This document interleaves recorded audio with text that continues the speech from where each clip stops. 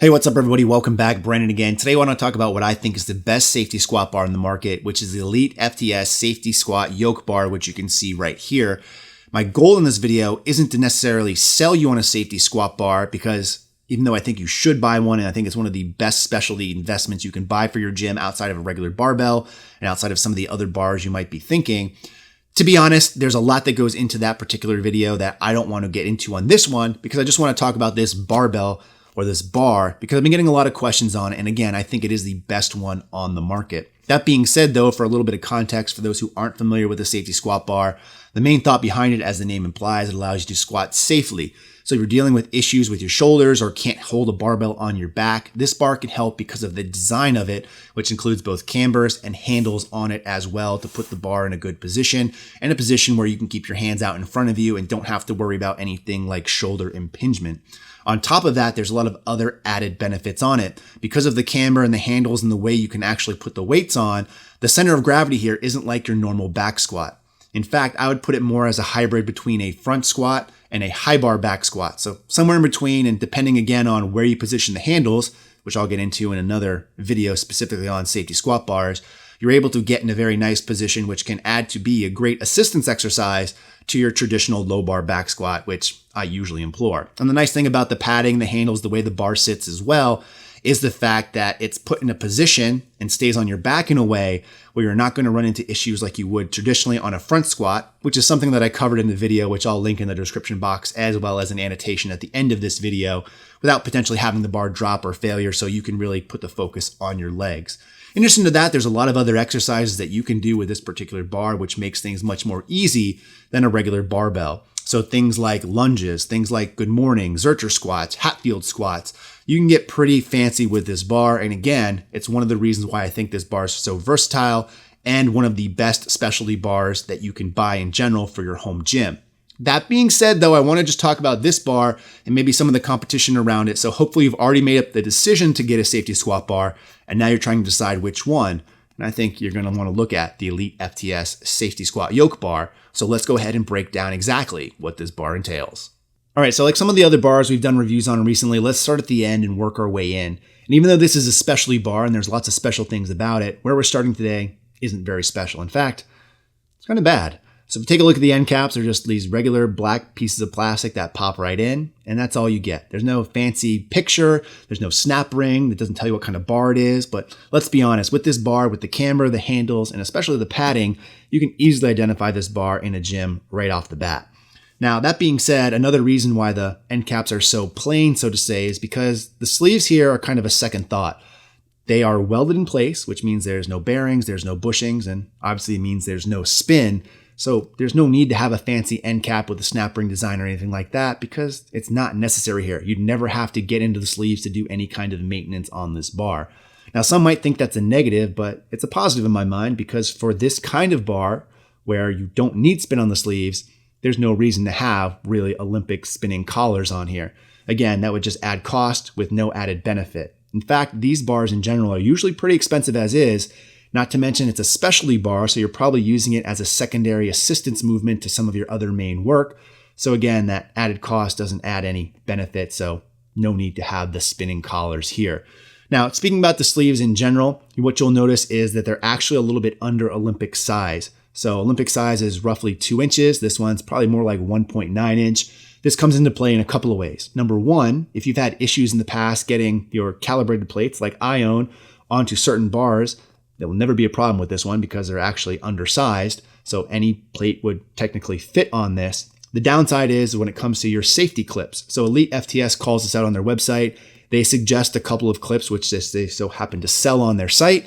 Luckily for me, I have a couple of pair of lockjaw collars that some of them work, some of them don't work, but some of them definitely work, so I can go that route as well. Or you could go to the store and buy some clamps from Home Depot or Lowe's and only spend like $10 and still get a good bang for your buck. Now I say that, and it's important to call out, because if you think you can use your normal spring collars or something like that on this bar, you can't, and would make this safety squat bar not that safe. So just take that into consideration. Now, speaking of the sleeves themselves, probably one of the biggest detriments of this bar, and luckily it's just aesthetic and not in the functionality of it, is the finish they use on the sleeves. So the sleeves use this clear coat, which in theory sounds nice and looks pretty nice the first time you have it, but literally the first time I put plates on this, it got chipped and flaked all over my floor. In fact, many people also say that their bar arrives like that just because it gets banged up in shipping. So don't expect the sleeves on this to look very aesthetic, and expect to do some cleaning up after the first couple of times you use this bar, because those clear coatings will be in little pieces on the floor. In fact, I could probably go in here and pick off some more. I won't do that, but mine has stopped shedding in a way. But again, it's something that's important for you to know. All right, so let's go ahead and talk about the shaft of the bar, which tends to be everyone's favorite point to talk about. So with this, you still have that same clear coat, but because you're not sliding on plates on and off, it's not really coming into contact with anything because you would never put your hands on the bar itself. The clear coat here is held up extremely well, as you can see. Even the spots where it would rest in a rack, because I have UHMW on my J-hooks, again, the bar never really gets beat up and the finish looks extremely nice. Now, speaking of never putting your hands on the bar necessarily, that's another reason why you're not going to have knurling on this. So you're not going to be using this to bench press or back squat to get a good grip. That's what the handles are for, so you don't have any knurling on the bar itself. Now, in some cases, a lot of squat bars, we talk about having a center knurling to help keep the bar on your back. Because this has the pad and the handles, again, no knurling is necessary. And instead, you have this nice clear coat finish. Now, the bar itself is actually a thicker diameter than most other bars out there. It's almost the same size as the sleeves, but a little bit less than that. And that's what helps lead this bar to have a 1,500 pound plus rating, which is really nice.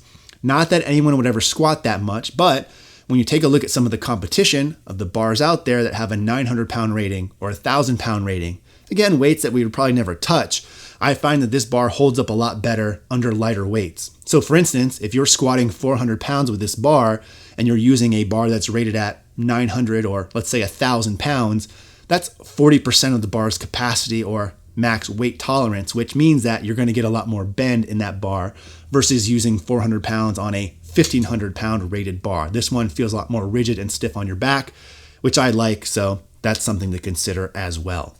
So you can't talk about the shaft of this bar without talking about the camber that's related here, and that's one of the biggest selling points about this bar. Again, the way that the camber angle works is it allows the weight to be put in a position that's very similar to somewhere between a high bar back squat and a front squat. But given the fact that you have padding and the bar is sitting on your back and not in a front rack position, as I mentioned, allows you to do a lot of unique things with this. However, it's not just about the camber, which I really like here. As I mentioned before, it's just bent into the bar instead of being welded in several places like you might see in some other bars out there. But it also has to do with the angle of the handles to the camber. So you might see some other bars out there that don't have any angle, so they're actually at the exact same ones as each other. These ones are a little bit offset, and I found of all the bars I've used, this seems to be in the best spot. And again, given the fact with this pad, which we'll get to in just a second, it can really be in a very comfortable position where the bar is literally centered on your back and you could take your hands off completely. You can squat without grabbing anything. And I just think that they really nailed it with how they set up the camber and the handles on this. Now, speaking of the handles themselves, they're about 11¼ inch apart. This is key because, again, some competitors out there are really way too wide or way too narrow. I find like EliteFTS in this case really hit the nail on the head and has the perfect position here. But with the handles, if you don't like them, they're actually removable, or if you want them longer, you can order longer ones. It's really up to personal preference. I'll probably get into that in my overall talking about safety squat bar video, which I'm sure I'll be forced to do after I get some comments on this one. Now, lastly, what I want to talk about is the pad. The pad, in my opinion, makes this bar. And I'll get into what separates it from a lot of other things, but the nice thing about it is what I say is it's nice and wide up top. A lot of times with some of the other competitors, you actually have 3 separate pads. You'll have a center pad and 2 pads on the handle. Where this can really be a detriment is when you're talking about having the bar on your back. This one really emulates a yoke because of the length of the top pad. You get the most coverage on your back as compared to maybe just a small amount of coverage on the back of your neck and only part of your traps. So that's a benefit here. Also, the fact that it's connected, you're not going to have to worry about pads sliding around, and this bar really kind of sets itself apart from the other. The last thing I'll talk about the pad, however, is the actual pad material itself. So EliteFTS uses 2 different types of material here, and in my opinion, this holds up the best of any pad I've seen, maybe outside of the Kabuki Transformer bar, which isn't really a true safety squat bar. It's a lot of other things. It's also a lot more expensive and I'll get into that, and again, probably in another video. But compared to some of the other competitors out here like Rogue, this one holds up much, much better. In fact, I've used plenty of safety squat bars in commercial gyms where the padding has just gone to shit, and it makes the safety squat bar really tough to use because the bar really digs into your back in not the best spot. Because again, the placement of the bar is typically higher up, it's more on your neck, and you can't really use your traps or anything to really support it as much as you would with the padding in place, which really takes a brunt of that, and not to mention really gives you that good base. So the padding here really sets it apart. So those are the main features of this bar. So why do I think this one is better than any of the other ones out there? Well, it really comes down to three main things. As I just talked about, the padding on this bar sets it apart. There's not another company out there that makes as quality of a pad, in my opinion, for the safety squat bar. Now, you will see some of these pads being emulated now on the new Titan version 2 safety squat bar. However, I will say that taking a look at the materials, you can tell that Titan kind of took some shortcuts and only used one type of foam, which more than likely will break down over time. So the padding on the EliteFTS, in my opinion, is the best. And also, when it comes to the camber and the angle of the handles, as I mentioned, EliteFTS does this the best. Rogue, who makes a very similar angled bar, has much worse padding. As I mentioned, they do the 3 pad options, which again tends to break down more over time. That's why I think the EliteFTS version is better. I talked a little bit about the handle distance and whatnot before. The initial Titan Fitness bar not only did not have a good angle, but also had bad padding as well, and is probably one of the worst bars I've seen, especially when you consider the fact that the handles are so wide on it that even for someone who is very broad-shouldered, you'll probably have difficulty holding that bar on your back. The new one, as mentioned though, has fixed a lot of these things, and the new Titan V2 safety squat bar is getting a lot of good press these days. That's mostly because it's an EliteFTS clone instead of a Rogue clone now. Last thing I want to talk about in terms of what makes one of these bars the best bars out there is the price. And that might be a bit of a head scratcher because if you take a look right now on EliteFTS's website, this bar's MSRP is $425. Let me be the first to tell you, never pay $425 for this bar. The great thing about EliteFTS is they occasionally do have sales on this bar, and several times a year, in fact, where this bar usually goes for more between $300 and $350. I haven't seen as many of the $300 sales as I have in the past, but that being said, I think I bought my bar for $325, which includes shipping, which is really a good deal for this bar. Taking a look at the Rogue equivalent, you'd be paying $400 and then shipping on top of that.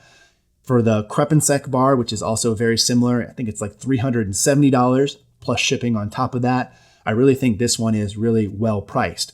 I say that with, again, the caveat that the new Titan V2, which is getting a lot of buzz, retails for like $200 and closely imitates this bar. So that is something to consider. If this bar is not currently on sale and you really want it ASAP and you don't mind about the padding breaking down some, the Titan bar would probably be a one that you would really want to consider. But all things being considered equal-ish otherwise, and taking a look at all the things that go into it, from the padding, the camber, the handle angle, how the bar is constructed, I really do think that the EliteFTS is the best version on the market. And if it's on sale and you can get it for around $300, $350, I think it's probably your best bet. If you have any other questions about this barbell or safety squat bars in general that you want me to address in a future video, let me know in the comment section below. In the meantime, as always, thanks for watching, and we'll talk to you next video.